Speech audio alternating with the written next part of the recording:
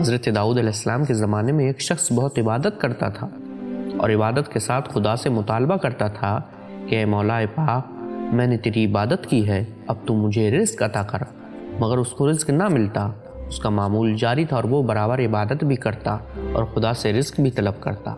ایک روز وہ عبادت اور رزق کے مطالبے سے فارغ ہوا ہی تھا کہ اس کے گھر میں ایک گائے داخل ہو گئی۔ وہ بہت خوش ہوا کہ اس کی دعا اللہ تبارک و تعالیٰ نے قبول کر لی ہے اور اس کو رزق کے طور پر گائے بھیج دی ہے۔ اس نے فوراً گائے کو ذبح کیا اور پکانا شروع کیا۔ پکانے کے بعد ابھی وہ کھا کر فارغ ہوا ہی تھا کہ گائے کا مالک پہنچ گیا۔ اس نے تقاضا کیا کہ میری گائے مجھے واپس دی جائے۔ اب وہ عبادت گزار شخص پہلے ہی گائے کا گوشت بنا کر کھا چکا تھا، وہ کس طرح سے گائے کو واپس کرتا؟ اس نے ڈائریکٹ بول دیا کہ گائے تو مجھے خدا نے میری عبادت کے صلے کے طور پر بھیجی تھی، لہٰذا اس پر میرا ہی حق تھا۔ گائے کا مالک ایسی مبہم بات سننے کے لیے تیار نہ ہوا۔ اس نے عبادت گزار شخص سے کہہ دیا، سیدھی طرح میری گائے یا اس کا جرمانہ بھر دو، ورنہ یہ معاملہ حضرت داؤد علیہ السلام کی عدالت میں لے کر جاؤں گا۔ عبادت گزار شخص نے کہا، بے شک اس قصے کو عدالت میں چل کر نپٹا لو، مجھے کوئی اعتراض نہیں۔ معاملہ عدالت میں پہنچ گیا۔ حضرت داؤد علیہ السلام نے طرفین کی باتیں سنی اور اس عبادت گزار شخص سے پوچھا، تم نے اس کی گائے کو کیوں ذبح کیا؟ اس نے جواب دیا، حضرت میں نے اس کی گائے ہرگز نہیں لی، وہ تو اللہ تبارک و تعالیٰ نے میری عبادت کے بدلے مجھے دی تھی۔ چونکہ وہ میری ملکیت تھی لہٰذا میں نے اس کو ذبح کر کے کھا لیا۔ حضرت داؤد علیہ السلام اس شخص کی سادہ لوحی پر مسکرائے اور گائے کے مالک سے کہا، تم اس شخص کو گائے معاف کر دو، اللہ تمہیں اس کا اجر ضرور دے گا۔ مگر وہ شخص تو بضد ہو گیا اور لڑائی جھگڑے پر اتر آیا۔ دوسری طرف عبادت گزار شخص یہ بات تسلیم ہی نہیں کرتا تھا کہ گائے اس کی نہ تھی، بلکہ وہ اس بات پر اڑا ہوا تھا کہ گائے کو اللہ تبارک و تعالیٰ نے عبادت کے انعام کے طور پر مجھے بھیجا ہے اور میں نے اس کو کھا لیا، لہٰذا میری کوئی غلطی نہیں اور نہ ہی میں نے کوئی جرم کیا ہے کہ میں گائے کو واپس کرنے کا پابند بنوں۔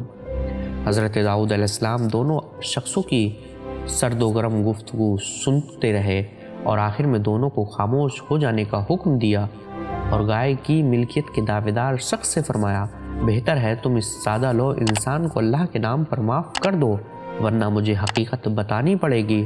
اس شخص نے کہا، حضرت آپ حقیقت بتائیے، میں گائے نہیں چھوڑ سکتا۔ آپ نے فرمایا، کل سارے شہر کے معززین جمع ہو جائیں، تب میں ایک اہم حقیقت کا انکشاف کروں گا۔ دوسرے روز شہر کے سرکردہ لوگ، گائے کا مالک اور گائے کھانے والا شخص سب کے سب حضرت داؤد علیہ السلام کی بارگاہ میں حاضر ہوئے۔ ایک مجمع لگ گیا۔ حضرت داؤد علیہ السلام نے لوگوں کو مخاطب کر کے فرمایا، لوگوں میری بات غور سے سنو، میں نہیں چاہتا تھا کہ کسی شخص کے جرم سے پردہ اٹھے، مگر اس گائے کے مالک اور دعوے دار نے مجھے مجبور کر دیا ہے کہ میں اس کو بے نقاب کر دوں۔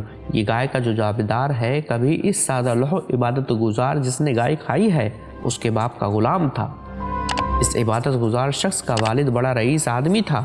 یہ جتنی جائیداد، باغ اور گاؤں جو اب اس گائے کے دعوے دار کے پاس ہیں، تب اس عبادت گزار کے باپ کی ملکیت تھے۔ یہ گائے کا مالک اس کے باغ میں ادنا سی غلامی کرتا تھا۔ ایک روز اس عبادت گزار کا والد باغ میں آیا، اس کے پاس کافی رقم تھی۔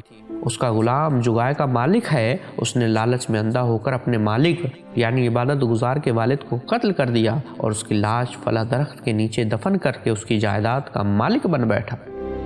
یہ عبادت گزار شخص اس وقت شکم مادر میں تھا، اس کو نہ اپنے باپ کے قاتل کا کوئی علم ہوا اور نہ ہی باپ کی جائیداد کا۔ اس نے بعد از پیدائش نہایت غربت کی زندگی گزاری اور اپنی سادگی میں عبادت کر کے اللہ تبارک و تعالیٰ سے اس کا انعام طلب کیا۔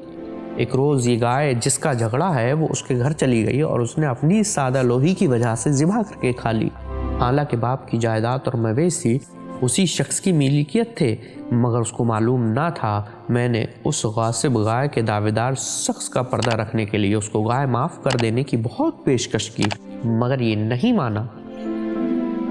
اب آپ پہلے اس درخت کے نیچے سے لاش برآمد کریں، پھر اس کا بیان لیں، پھر اس کی سزا تجویز ہوگی۔ لہٰذا درخت اکھاڑا گیا، لاش برآمد ہوئی اور اس شخص نے سب کے سامنے اقرار جرم کر لیا۔